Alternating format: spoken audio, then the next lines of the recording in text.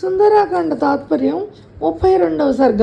కొమ్మల మధ్య నక్కి దాగి ఉన్న తెల్లని వస్త్రం ధరించిన మెరుపు తీగల సమూహం వల్లే పసుపచ్చని మేని ఛాయను గల ఆ హనుమంతుని చూసి సీతాదేవి గాబరా పడింది.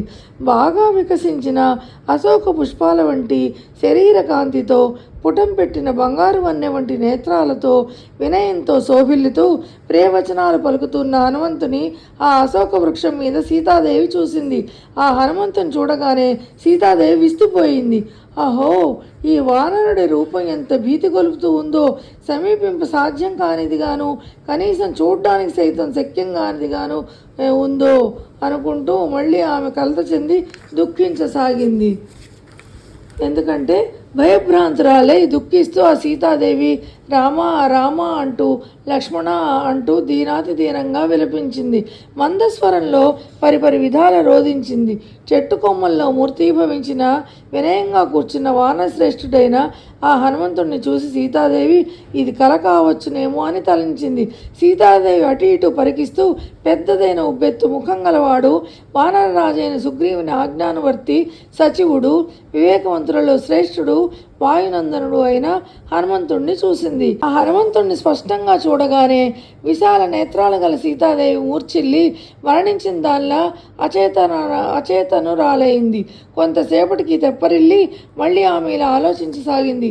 కలలో నేడు వికృతమైన వానరాన్ని చూశాను. కలలో కోతి కనబడడం అశుభ సూచకమని శాస్త్రాలు వచిస్తున్నాయి. రామలక్ష్మణులకు నా తండ్రి అయిన జనక మహారాజుకు శుభం కలుగుగాక. పూర్ణచంద్రునికి సాటి వచ్చే వదనార విందం గల నా పతి అయిన రాముని ఎడబాసి ఉన్న నాకు సుఖమెక్కడ? శోకంతో దుఃఖంతో కుమిలిపోతున్నా నా కంటి మీద కునుకెక్కడిది? అటువంటప్పుడు కల ఎలా వస్తుంది? కాబట్టి ఖచ్చితంగా ఇది కల మాత్రం కాదు. అహర్నిశలో నేను మనస్సులో రాముణ్ణి స్మరిస్తూ రామనామాన్నే ఉచ్చరిస్తున్నాను. అందుకు అనుగుణంగా రామునికి సంబంధించిన వృత్తాంతాలనే వింటున్నట్టు, వాటినే ఈ రీతిలో అవగతం చేసుకుంటున్నట్లు నాకు అనిపిస్తోంది. నేను రామ విరహాన్ని భరించలేక దుఃఖితనై ఉన్నాను. నా మనస్సు నిండా రాముడే ఉన్నాడు.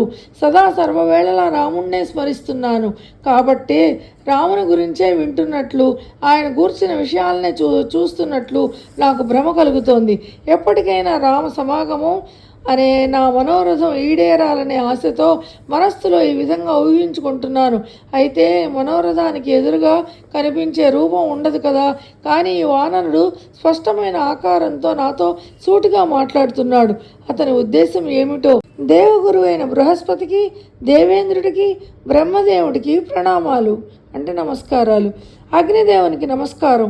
ఈ వానరుడు నా ఎదుట పలికిన మాటలన్నీ సత్యం అవుగాక, ఒక్కటి కూడా అసత్యం కాకూడదు కాక.